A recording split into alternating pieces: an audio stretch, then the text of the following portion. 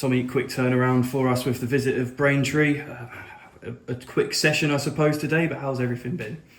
Well, this morning was really about having a count up, see who's fitting well, and how they've recovered from Saturday. I mean, obviously it was a disappointing result, all in. There are a lot of positives, to be fair. Ryan Jones getting the first start in 5 months and managing to get through the whole game was really positive.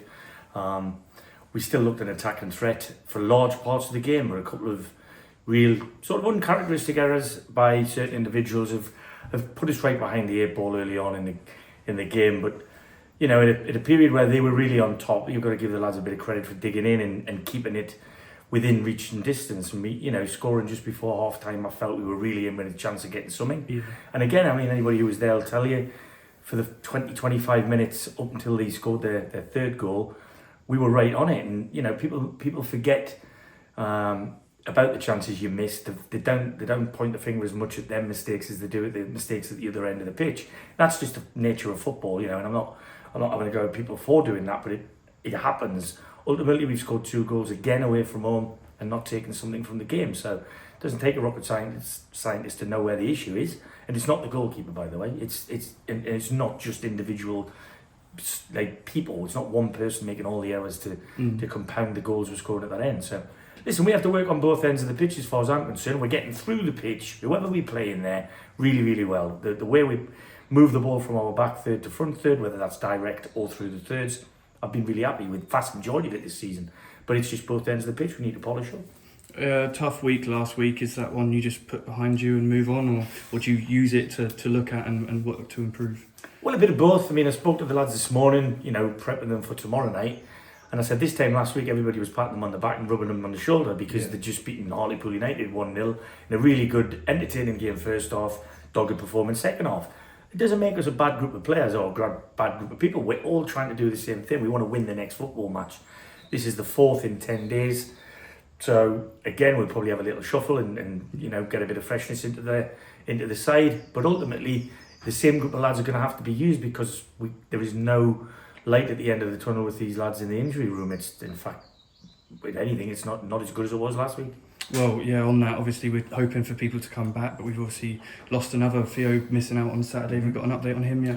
We're not sure. We're going to give it as long as we can. But ultimately, you know, he's somebody who wouldn't step out if he wasn't capable of playing in the game.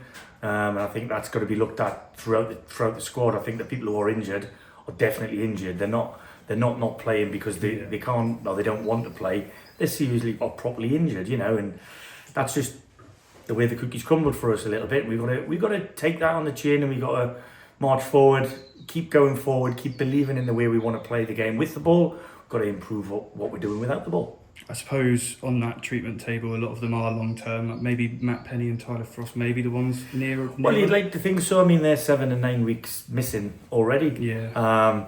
And we didn't think it was going to be that long for either, but that's what happens. Like I said, I'm not the medical guy. I'm just the guy who's told when they might come back, and I'm sort of hanging on every word at the moment. But there's no real light in a very long tunnel. Yeah, but regardless of that, we've got a game in front of our own fans.